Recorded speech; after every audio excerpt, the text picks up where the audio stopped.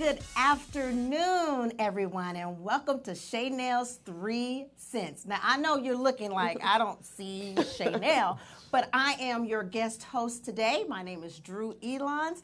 I'm a political strategist and a former Obama administration official, and I am so excited about what we're going to discuss today. It's All Politics Friday. So I thank Shaynel for giving me this opportunity and to share this time with two really good friends of mine. But let me tell you, these are some powerhouses out on their own. So I want to first start with our newly elected Montgomery County Council at Large member, Will Jawando. Congratulations. Thank you very much. I appreciate it. I'm so glad to have you here. It's good to be here. What else you want me to say about you? Or what else you want to say about you? Whatever you want to say is fine. That's my most recent title. I'm a civil rights lawyer. I'm your friend. Yes. I'm a lifelong Marylander, so happy to be here. Awesome sauce. So he's going to bring it to us from a local level as well as from a national perspective. And then I'm joined by my dear friend, I don't know how many years. Oh, how many years? Don't tell them. Because then we'll tell how old we are. No, I don't mind telling how old I am. I love it. You look good. Black don't crack. That's right. But anyway, I am joined by Victoria Christopher Murray, award-winning author. One of my most favorite books. It used to be like Temptation. I followed you all through your career. From the beginning. But I think I really love Stand Your Ground because it spoke to me as a mom of a son. But thank you so much for joining us. I'm glad to be here. In her part-time job, she loves to be a political strategist. So we are going to hear from you as well. What else you want to share about yourself? That's it. I'm just very impressed that you won. Congratulations. We were just saying earlier that you and I couldn't run for office. No. And I said they could. I don't. My 20s wouldn't stand up to the scrutiny. Yes, well, mine either. Corey, my husband, can't run either. So if anything has to do with what the wives have done. We all have a role to play. We all have a role to play. We can support people. We can do other things. That's right. And I do. Write books, yes, and talk about all that stuff, which, by the way, we should probably touch a little bit on Becoming by Michelle Obama towards the end of the show to just kind of lighten up this stuff that we're talking about. But today I thought we would talk a little bit about, we have a lot of listeners that's from the area, and I wanted to talk a little bit about Maryland and how is this a blue state, and we still have a Republican governor. Right. So tell me, who was reelected. Reelected. So how did this happen? And what would we say about this particular race between Jealous and Hogan and Monday? Was it? Is it Monday back? Yeah, quarterback. Friday morning. Yeah. Monday morning. Monday. Yeah. Okay. Well, I'll start. I mean, look. First time, it is historic. First time we've re-elected a Republican governor in 50 years. Wow. Okay. So it is something that it doesn't happen often. I think it was a couple things. One, you had an incumbent who was very politically savvy. Yes. Mm-hmm. He was smart. He didn't make a lot of waves. He distanced himself to the extent possible from Donald Trump. Yes. Did he ever say Trump? Did he ever agree? Really. If he did agree, did we ever hear? Did he agree? You would hear some agreement, but he would find a way not to mention his name sometimes. And, okay. And then he was strategic in what he allowed to become law. Because you have an overwhelmingly Democratic legislature. Mm-hmm. Yes. So they would pass all these bills like paid sick leave, free community college. Yes. And so, he would sit back and say, no, yes, no, yes. Yes. And he would take credit for what the Democratic legislature Exactly. So we talked about that last week. And then, he probably didn't have any control over this. I'm not a conspiracy theorist, but then he got cancer. Yes. And was very sympathetic. And, his personality is not bombastic. He's a very quiet guy. And I think, and then I think he benefited from an improving economy nationwide. Now, Maryland's not doing as great as some of our peers, but we're doing better. Mm-hmm. Right. And so people are like, hey, he's a nice guy. I feel sorry for him a little bit. He's done a couple things, and the economy's better. Why would I? Yeah, why would you get rid of someone like that? My sister said he's done everything great. Why would I get rid of him? Wow. Yeah, and we were talking last week a little bit about, I don't know if we did it on air or not, because we talk a lot behind the scenes, and we talked a lot about how there were a lot of African Americans mostly the older generation, the more seasoned of us, who weren't really trying to change and vote for outside of Hogan. They were going to vote for Hogan. They weren't going to vote for Jealous. They didn't feel like they were changing. Then the other thing that came up was that he didn't really talk about what he would do, more so that there needed to be a change. Jealous. So that was the perception. It was that. And then I think the other thing was they didn't really feel like everything he talked about was more about what his family did and not about what he will do and be connected to the area. He did have Ben Jealous, who I supported. He's a friend. I worked with him when he was head of the NAACP. He did have to overcome the hurdle of one, not being in the establishment kind of political and he person. Wasn't, because they didn't push him or anything. Right. No, he didn't have that. But then compounded with that is your point about the Maryland roots. People question, okay, I thought this guy was California, or the people were confused. They didn't know about where he was from or how. And he had to try to even tell though he story. does have a long history in Maryland, his parents and his grandparents, but that was tough. And then I think also, it's tough to run a change election when people like things are okay. Happy. Yes. And now I will say, I don't want to gloss over this because I think this is important. Hogan did do a lot of bad things. Yes, but he was very skillful about covering up. His first budget cut education funding by almost $80 million. Yes. He vetoed paid sick leave. He vetoed investments in renewable energy, and so those vetoes had to be overturned by the Democratic legislature. So he did do things. Yeah. Yes. When two students in Montgomery County were accused of, two dreamers were accused of raping a young woman, and it ended up being a total falsity, he jumped on it with the White House. This is when he did associate with the White House, who attacked us and called us out specifically. He jumped on it saying that the Montgomery County school system was running rampant, so then had to retract those comments. So he's done some things, but it's hard to get people to know all that. Right. It was amazing to me that I bet you if you polled most African Americans in this country, they did not know that there were 3 African Americans running for governor. Yes. Yes. It was amazing to me that people later on said, "What? Did he win?"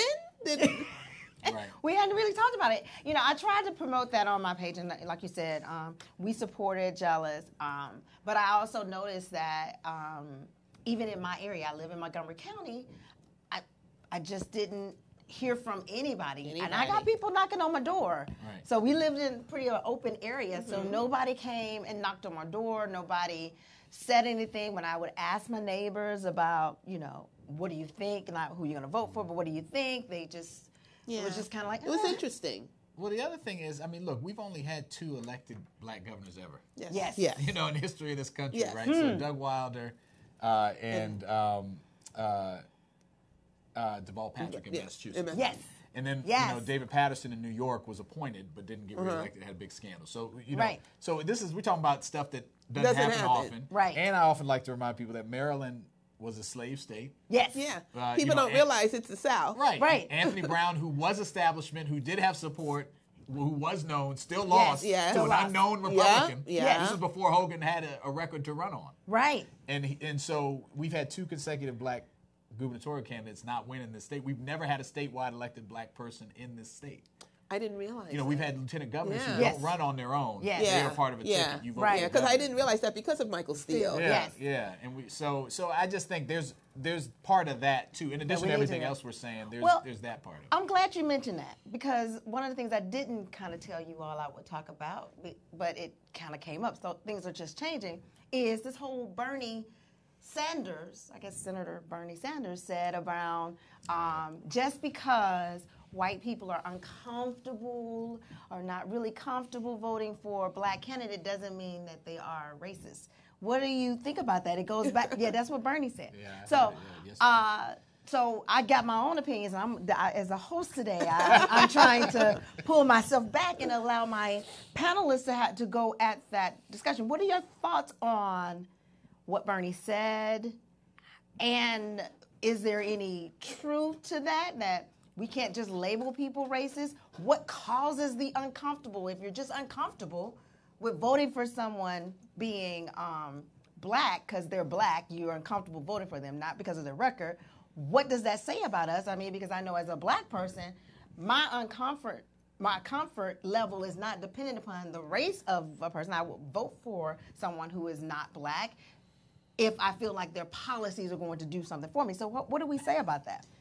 You want to go first? It was really interesting because when he said that, and he said when you're uncomfortable or discomfort, that's the definition. That you look at someone and you think they're different or you feel differently about them because of race. Right. And so I was surprised to hear that come from him, but then I wasn't You were surprised? surprised? I was at first I was surprised to hear it come from him, and then I said, "Oh wait, this is Bernie." All right, you never encountered a Bernie bro. Yeah, no, I have. This is Bernie. If I had to translate for Brother Sanders, help him. I mean, I think what he probably was trying to say, if you take a rosy-colored glasses view on it, was that there are different levels of racism, right? There's the get off. I was knocking doors when I ran this time in Gaithersburg, and I had to tell someone to say, "Get off." N-word, get off my porch. Yeah. Now that's the level of, like I really hate you, right? Then there's a whole bunch of there's a spectrum of the person who's not racist. Then there's a whole bunch in between. Like I have unconscious bias. Right. I'm uncomfortable because of my upbringing, being about people that don't look like me. There's a level of people, and I do think that you have the whole range. You have people that didn't vote for Stacey Abrams and Gillum and Ben because they were black. And then you have people that were like, oh, well, maybe he doesn't, maybe they hid it under he's not from Maryland or he's, you have a whole bunch of, so I think there is, but that's the end what he's result, trying to say. Yeah, it was the the end same result thing. is the same. No, same thing. And I'm just trying to interpret what he racist. said. It is, no, it all equals racism. I will say, though, on a positive note. Okay. I like this. You did have Gillum and Abrams, both are still in the mix. Recounting and all that. Enslaved deep South Southern That's states. right. Oh, exactly. Get as close as they did. That's right. Right. And then around the country, my former colleague, she was an intern in our office in the White House, Lauren Underwood. Yes, I'm so excited for Lauren. Yes. She won. She's going to Congress. And a 90% white district. Yes, that's so, 90%. Awesome. That shows that attitudes are changing. So I think, But let me just say this. So when I reposted the article, I think I just probably put I decided not to have any commentary added to it. I let everybody else pull it out there. One of the things they said is that that's the Democrats' problem of always worrying about what the white voters' comfort level of what that is going to be. Right. Therefore, they will consistently or continually alienate black votes if we have this. My contingency is he is not a Democrat. So let me just make that clear. Never has been. So, but the other part of that is, though, when we start talking about working class and how we're using that terminology, even as people are running and speaking along those terms of working class, as is to say that the only people that are working class are white people, how does the Democratic Party try to move away from dealing with terminology like that will also ultimately alienate other people? Yeah, no, it's a challenge. Bernie had a big blind spot on race when he was running for president. Right, because he talked about black people in ghetto, but I'm going to let that go. Well, no, he believes that solving the financial inequality will solve everything. That's what he believes. That's not true. And I think he got with Killer Mike and all that. I think he acknowledges that racism exists. I just think sometimes it's hard for people to get out of the way of their own privilege. Yes. And even if they're well intentioned, if you haven't experienced it, it's hard for you to understand and imagine it. So I think that's a learning process for all people. And then when you're an old person, you just set in your ways, right? Right. What I mean? And so I'm not making excuses, but I just think we have a lot of educating to do of people. What I call well-intentioned white liberals. I think part of our job is to educate them on the history and what it's like to have our experience, and so they can try to see it and change their views on things. And I think that's a constant thing. I think one of the things we need to do is the Democratic Party needs to understand who their base really is. Well, that too. And recognize that. Recognize that the foundation is African Americans and African American women. And so stop saying that we're going after this group of working class white people and trying to convince them and alienating your base. Right. But I don't know. When we start talking about base politics, and you can also look at Trump and what he's doing and in his base and what he's doing to the Republican Party. So the question would be then, if you're trying to focus on the base, what is the true base? And why can't we go back to, not as inarticulate as Bernie Sanders has been, but go back to the whole idea around the economics, the health care, et cetera. So as we're talking about this, and since you brought that up, the other question is, my first question is, was there truly a blue wave that happened on Tuesday night? And with this power that the Democrats have found themselves in as it relates to the House, how should they govern? What should be the first thing that they do when they step into office in January of 2019? There was a blue wave. There was a blue wave? There was a blue wave. You know why there was a blue wave? Because of the number of seats. I think during President Obama's administration, we lost like 1,000 over the 8 years, the legislative. Yeah. And we flipped 330. We flipped a third in 2 years versus the 8 years. There was a major, and everybody would have felt the blue wave if Florida hadn't come in so early. Florida came in early and everybody just went under the table. Right. Because that's what Democrats do. That's what we do. When we get upset, we somebody hits us and we go sit on the curb and cry. Somebody hits a Republican. We're not punks. I don't take that. Somebody sits and hits a Republican, they get up and they try to hit you twice, Right. There was a serious blue wave and it's still continuing. Well, Sister Stacey Abrams she's not. That's what I'm talking about. And Andrew had to follow her lead and didn't he? But and Nelson too. He just kind of. Well, Nelson was already there. Right. Nelson. There was definitely blue wave. I mean, if you look at how gerrymandered these seats are, Yes. to your point of the 1,000 state legislative seats, which were then redrawn, redistricted to congressional seats, the fact that we still were able to win that many, win back the House, overcoming Republican gerrymandering, shows that there had to have been a blue wave. And I think, to the last point, young people voted yes up, white suburban women. They came through. And black women, white women in this time, especially in a lot of these swing districts, they organized. They had their house parties, their postcards. Right. They knocked on doors. They were driving it too. So I think what makes us good as Democrats is that we do have a big tent. And while we need to talk to everybody, I think it's important now more than ever to have that big tent because Trump is trying to just reduce it to the small amount of people that are scared of the change that's happening in the country. So I definitely think there was a wave. Well, I think the other part of this, though, is getting to the governing side, especially from the congressional perspective, is you have the media right now who is trying to continue to bifurcate the Democratic Party, to say that there's the very progressive aspect, the far left, and then you got the middle of the road and the moderate. A lot of the ones who did win the congressional seats are in those districts that can be where you are pretty much a moderate. So you have, the congressional or the representative version of Senator Joe Manchin, if you will, in some of those areas. So to that end, should the first thing they do when they get into office and come January is start the impeachment process? What are some of the things, if you were going to Congress, what would you advise? What were some of the things you would I would advise them to govern. Well, what does that mean? What does that mean? So I need to know that I went out and voted. And that I'm getting something. What should be the thing that they do? Look at what they will all tell you, that they won on health care. And so I don't know what they do, but solidify that, especially, strengthen the Affordable Care Act, Obamacare. But they will tell you that, and then there will be, of course, local issues everybody will bring. But unfortunately, you can't impeach someone for stupidity.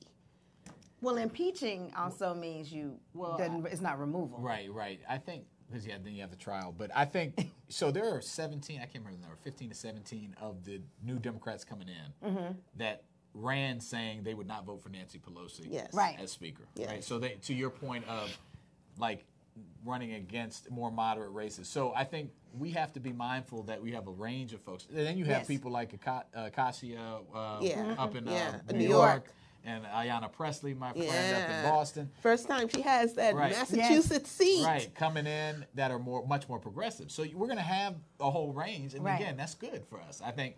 But how does that help us govern? We know that the Republicans can do that. They couldn't govern with all that mix. We're going to have to make some strategic decisions. And I think, one, just holding this president accountable and having real oversight, making the Congress a third co-equal branch of government again, where we're actually having hearings. And we're going to have that with Elijah Cummings as head of accountability, the oversight, Maxine Waters on financial services, Nadler on judiciary, and then you're going to have Adam Schiff on intelligence.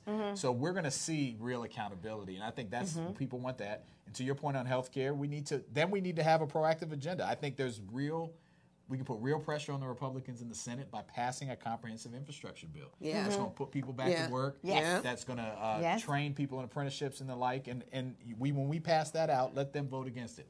Then you're going to see, I agree with you on Obamacare. We need to try to improve, continue to hold drug companies accountable, reduce the cost. So having a proactive agenda and holding Trump accountable, I think, is the mix. And you can do both. Yeah.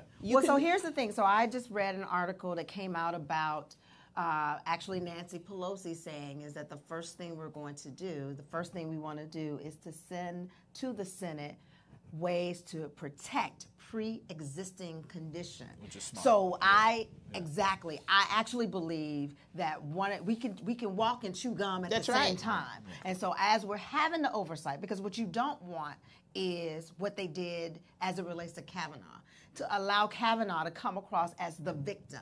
And so we do not want Trump to come across as the victim. Especially since we can't win that fight. We have to put forward actual legislation to get that going. And I don't know. I mean, I know everybody. You mentioned Nancy Pelosi. You mentioned people talking about running against her and saying, I'm not going to vote for her. But what I know for sure is she was highly effective and successful. Always. In her position. She whipped those votes and she made sure it happened. I used to work for her, so I can attest to that. So what do we say to that? How do we need to restructure leadership, or how would you recommend that we restructure leadership to reflect this new wave of people that's coming? We need to put people in that, because, one of the things, as you know, before I ran this seat, I ran for Congress 2 years ago. Right. And one of the things I was constantly saying as a young person running for Congress is that our leadership is too old. And I respect them. They're all great people. And they are. But you had, our top three leaders, Nancy Pelosi, Jim Clyburn, and Steny Hoyer, all over 70, That's right. 72. And at a time when then you had Paul Ryan and Rubio, you had all the younger leaders on the Republican side. We need to, and I agree, Nancy Pelosi should and will be Speaker. I think right now we need her steady hand and her experience. But there should be other people in the pipeline. So succession planning. So they need to do some. And they need to signal that to other people that we understand that we have a Big Ten in our party. We have a lot of new, diverse voices, and so the top three leadership shouldn't be those. Now I know that's hard for people who have been there for a long time, but I think we need to make sure that we have that reflected in the leadership, and that'll help show that we're signaling a succession plan. Yeah, and we're training them and mentoring them and bringing them up. I agree. Well, I think it's interesting that one of the things we talk about with the young voters and all of that, we should try to look a little bit deeper into some of those numbers, because what I found very interesting as it relates to the midterm and the governor races is specifically around African American and voters, and between the difference between black men and black women, and how we voted in Florida for Gillum. What happened to y'all? I don't know what happened. I still can't believe the numbers. So what is it? I decided that we'll start with the women first, because that's just one state. The other two, black men, and including the reason why we got that president is black men. But we're going to go there. I don't know happened what to happened to black women. Black women in Florida. I can't figure it out. What was the number? It was like 18%, something like that? 18% of black women voted for DeSantis. I just can't even explain that. The numbers have to be wrong. I don't have anything. I did find out that also in 2016, only 89% of black women voted for Hillary Clinton in Florida. But I get that. So if that's the case, 7 percentage that point. Is a 7 percentage point that. difference. So what happened? What do we think happened? I have no answers. I don't know if it's, on the Latino side, you could say, okay, Cubans are more conservative about this and that. I don't know. Yes. There's a large number of Haitians in South Florida. she was saying that. You know, I don't. But again, I just. It doesn't make any sense to me because of President Obama. Yeah. Right. So with President Obama, he had much better numbers than that. So that's why I can't make any sense of this. Right. Right. I'd love to see some, like, you know, some small groups with some of these women, because they have to be out there. If those numbers are right, you should be able to find some of these folks. Right. And I'd love to. I think it's important to drill down, like, what was the decider for you? Right. Well, I always see so one I or don't two know. black women on national TV, not the pundits, but Right, as they're right. asking people, and they were like, "Oh, the economy is good." I'm like, "But you know, the economy is just a trajectory of what already was right. started, right? So we can't even give him all the credit of that." We're But talking about almost 1 in 5 black women voted against Gillum. it's 3 of us in here, so we getting close. It wasn't me. I know the brothers voted for him, though. Yeah, You know? yeah. Yeah, This I don't time, know yeah. This if time, that's in allowed. Florida. Yeah, this time in Florida. So I don't know. Maybe we should. It's something to look into, because it was, as you all know, traditionally black women are the I know, bedrock the cornerstone. foundation. Right. Doug Jones in Alabama and all that. But So, I think you touched on some things. Well, we're not gonna. I always want to make sure I correct folks about Alabama.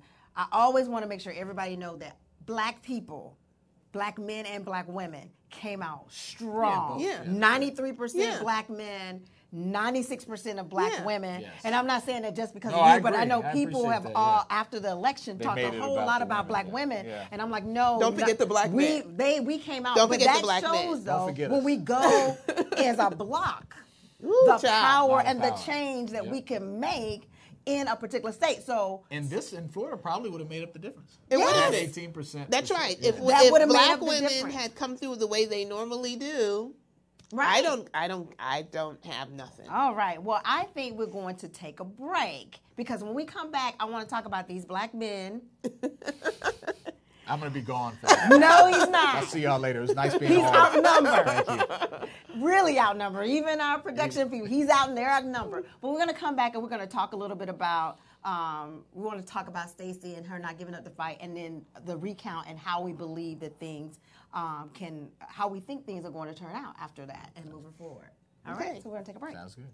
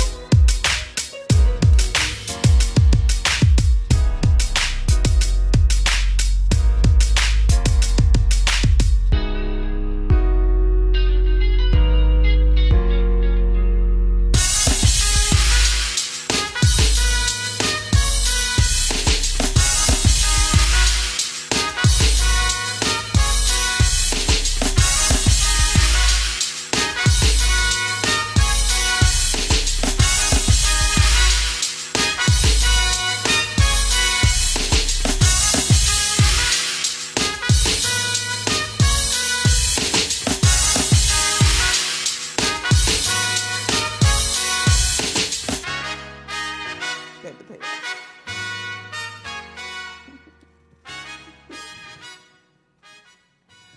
Welcome back to Shaynel's 3 Cents. I'm Drew Elons, your guest host, and I'm joined with Will Jawando and Victoria Christopher Murray. And we're gonna get back and talk about, like I promised at the top, we were gonna talk about these black men and how and why. They wouldn't let me go. I know, you're still here. We got him here. He is chained. Why in the world did those black men vote for Kemp? And the black men, I think it was 12%. That voted for Kemp in Georgia, and then we had 16% of black men vote for Cruz in Texas. What is up with that? I mean, because first of all, my whole issue with Cruz though is that, I mean, if I was his wife, I'm like, he didn't even stand up for me. Like, you just cowered real quick just so you can win a position. I want to see her ballot. Did she vote for Cruz? Well, she need the money because she talked about they can't afford a second home. I know, they couldn't afford the second home. But anyway, what's up with the black dudes? What's going on? Well, look, we're all in this together.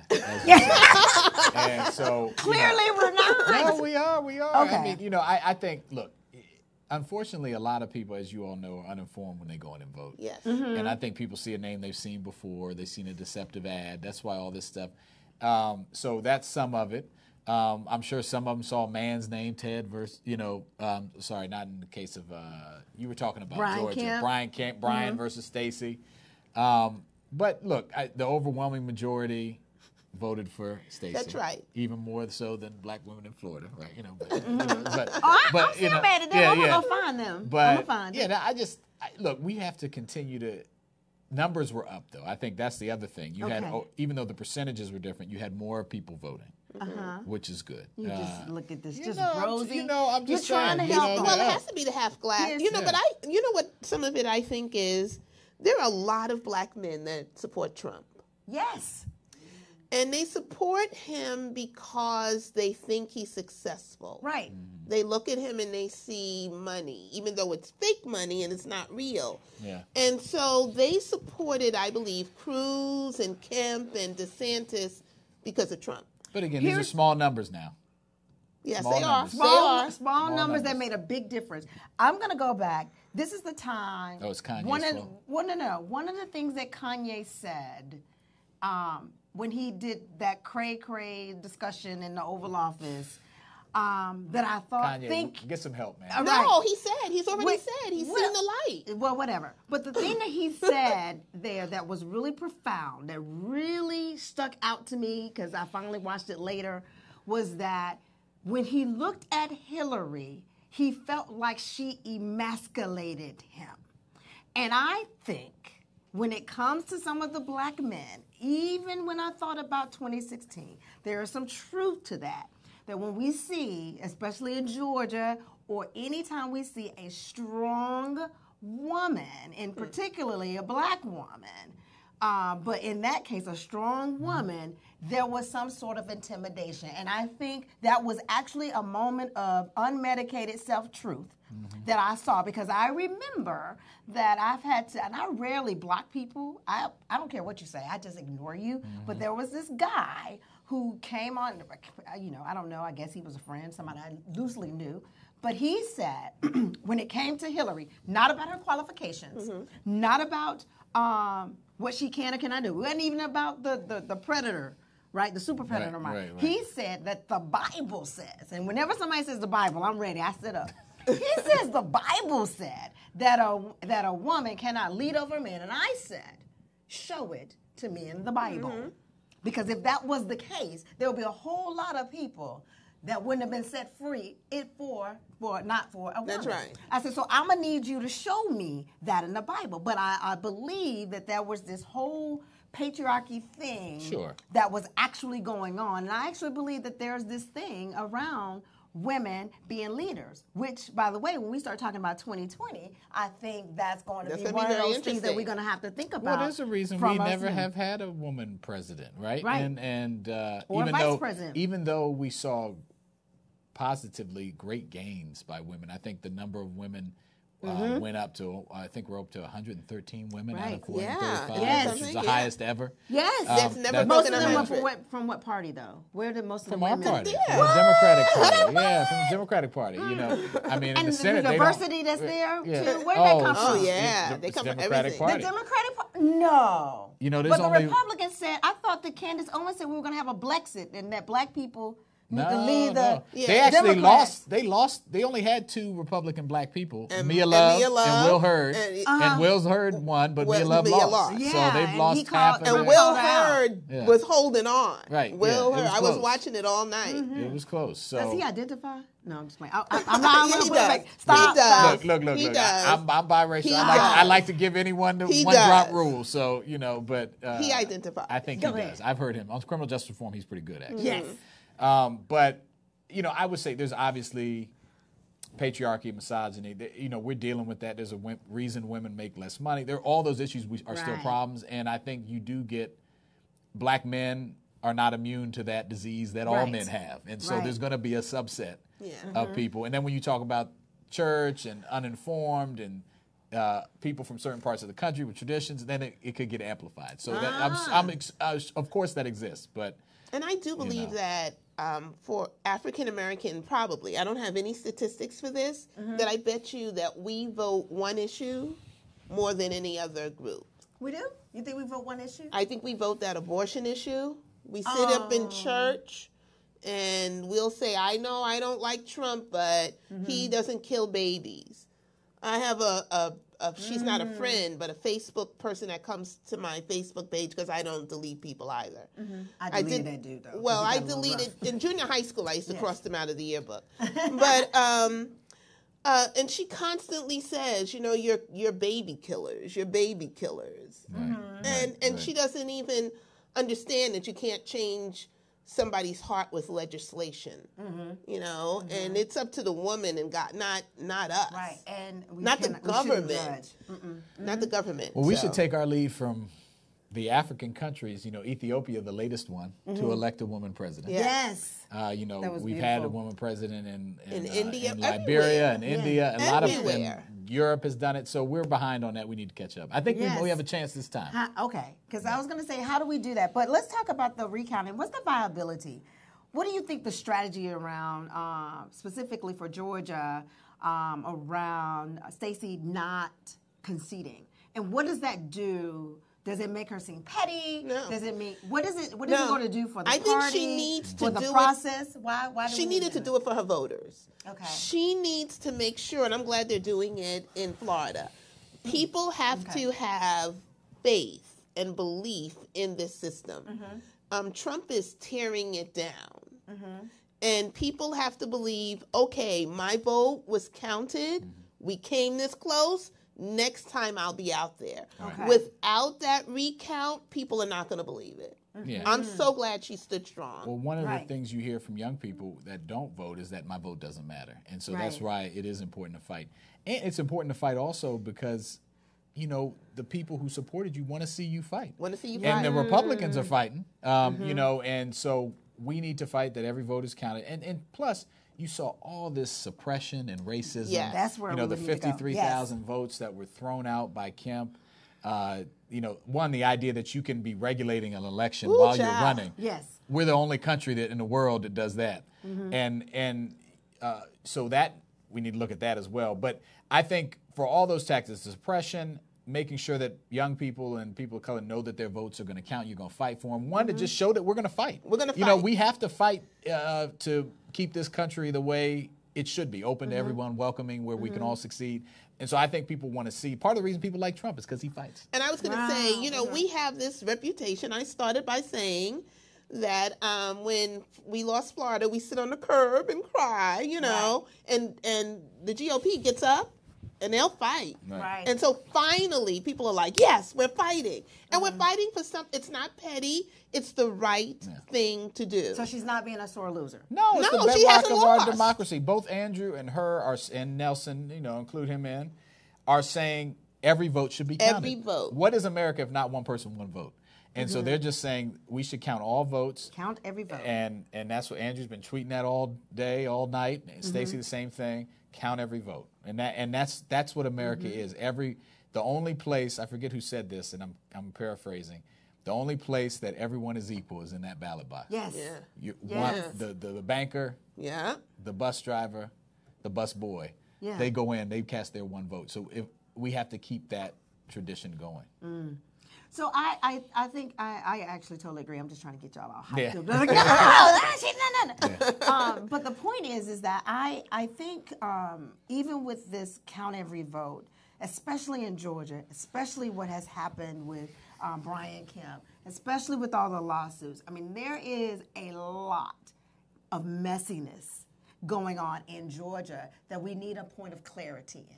And my hope that no matter what comes out of this is not only that there's a point of clarity, but isn't it sweet justice, and I don't know her name, but the new Secretary of State of Georgia is a black woman. That's what I think. And so we've got to say to her, those who are in Georgia, we need this system to be corrected. We need to get rid of the whole vote, the exact match. We need, as a country, to make this voting much more easier than it really is. Well, how great is it that the guy who was on Trump's fraud voter commission, I know he lost in he Kansas, lost. in my mom's home state of Kansas, that he lost, and that we elected a Native American gay woman from that state. I so, think that's absolutely who's very impressive. Right, and he tried his same thing too. He tried to keep a whole city, Dodge City, from voting. He tried to say it was just a clerk person. No, you agreed to it. But we overcame that, and I think those are also, like you said, to your point, the stories that point to what was really good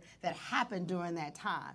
Now, I want to move to... Well, while we're talking about people who were elected, can we talk about Georgia 6? Wait, before we do that, we're going to go back to Georgia 6, because that to me is a separate... That's a whole separate thing. Okay. Yeah, because I want to get to Florida for one moment. Only because... This brings me to my question. No. This is my question, because I got some great things I can say about my home city too, of Birmingham, Alabama. But the point is, with Florida, you now have the whole Broward County and Palm Beach County, the governor / Senate candidate who's now suing and putting up a lawsuit against the votes counting. There's a lot of messiness that's going on in the state of Florida as well, and I know that we're talking about count every vote. You know, they have that rule where it moves into a recount, and I keep seeing different news reports about whether we're going to actually move to a recount or not. But I think for me is the overall story around both of those is how hard the GOP work to keep people from voting. Right. What does that say about a political party in the United States that are saying that we don't want certain people to vote, or we want to make it harder for them to vote? Well, it flows directly from the philosophy of Trump of division and exclusion. But this happened before Trump. Yeah, and I was going to say... It is. Yeah, because even for me, even with Mitt Romney, I used to think, this is what I honestly think. I now think that they do it because they know they're a shrinking party. And so that's the only way to win. Yeah, well, that's the meta. That's why. They know their numbers are declining it's just simple math. Simple math. Unless you stop people from voting and make it We're hard, not gonna win. You can't win. We can't win. You know, you can only gerrymander but so much. The thing is, I don't think their minds are that far from slavery. I really believe, honestly, that these white men believe, just let us make the decisions. We're smarter than you. Right. If we make the decisions, the things we do will be good for you. We'll cut out taxes, and it's going to trickle down to you. Well, I let's really go with believe that. Even if that's their point. Right. Even if it's their point. What's wrong with the Republican Party actually going after black and brown votes? Well, look, you go back to that, then you wouldn't have to keep it. Why can't they talk about their policies? Well, they're having their own fight, right? Like, so if you talk about Michael Steele, right? Right. That was his goal. He tried to do that when he was chair of the Republican Party. He said, we have to have a strategy to go after black and brown voters because this is where the country's headed. There's some people that believe that. You know, if you ask Steve Schmidt, they're having their own civil war about who they're going to be. And that's why I brought up Trump, because I think there are Republicans. I know some. There's some in Maryland, which is actually a purple state. We should talk about that. But that want to include other people, want to pitch a fiscally responsible, conservative message in a way that's not racist, but they're being pushed out right now by Trump's division and hatred rhetoric, and that's why someone like Rick Scott, who had a more moderate streak in his term, is now saying like this is like we're stealing an election because you want to except the for liberals are still because they want to count votes, and Hillary's lawyers are still in the votes. Well, that was Rudy. Yeah, but I'm just saying that's still nobody pushes back on that. And so I guess my caution is that even for the friends of ours who are who have more conservative views or values, is that you're doing your party a disservice. Big time, long term, I think understanding if there are a lot of black people and brown people who have conservative values, but they cannot in their right mind vote for someone who is just saying, I don't even want you to vote. I think that's what happened too. You had a lot of moderate people, and I met them, who voted blue to send a message. Yes. They might not agree with all the Democrat progress. That's why on the Democratic side we have to be careful too. Right. Because Bernie yesterday also said with that other quote was that no, these candidates are winning because they were progressive. No, that's not necessarily true. In some places it's true, but in the Northeast and other places, but that is not true across the country. Well, the Democrats are going to have to learn how to really govern as a big tent. No. If we're going to be a big tent, we have to be able to govern as a big tent. That's also going to mean the farthest to the left, to the middle, all are going to have to figure out how we're going to work together and govern. We've done it before, but we cannot allow the media to get into the voices in the head, because right now our messaging, I guess is what I'm saying, has to speak to the greater masses. Because right now you have a lot of people who are saying it's time to impeach Trump, which many of them don't even understand. They don't even what that means. Like impeaching him, it's never going to happen. It's not going to happen. Bill Clinton was impeached, but he still served. That's right. It's this balance between making sure that you can capture the energy of your base and of the left wing, which is good. We do need that. And we don't want to alienate them, because we do need them. And but also with tempering it, saying, hey, we are the Big Ten. We are the opposite of the exclusionary Republican side, where they're saying these purity tests, you can only be with us if you do these things. That's not us. And it's a hard balance, but we have to find it, because that's our long-term And viability. we do have some people who are saying that we do have these tests. You know, Elizabeth Warren said, if you are pro-life in any way, you can't be part of this party. That's not true. That's not true. Yeah. That's not true. Look at Bob Casey. Especially for African Americans. Exactly. Yeah. Well, let's move to the bright spots, because you've been chomping at the bit to talk about. My Shiro. Who do you want to talk about? Her real name is Lucia. Yes. Lucia Macbeth. Right. She flipped the 6th in Georgia. Right. And I've been following this woman for a long time. She is the mother of Jordan Davis, who was the teenager who was killed in 2011 or 2012. And he was, everybody remembers that case. They were in like a convenience store parking lot. Loud music. They call it Michael loud Dunn music. came over. He didn't like the type of loud music. So I know exactly what happened that night. He told them to turn it down, and I know what they said to him, because I would have said it. Like, I'm not turning my music down. Yeah, they said it in that nice way. But let's talk about the fact that she was able to flip a seat that not spending half as much money as we spent with John Ossoff, did beforehand. Why do you think that was her ability to be able to do that? I think it's two things. One, Lucia, she's a friend. I love her. I'm so excited. We're so excited for you. Two things. One, Stacey Abrams. Yes. Right. Okay. So the fact that they worked on their voter registration years before and worked as hard as they did to motivate people, to get people out, that was one. But two, Lucy, if you've met her, she's dynamic. I mean, she is like in this all the way, and she's a future leader.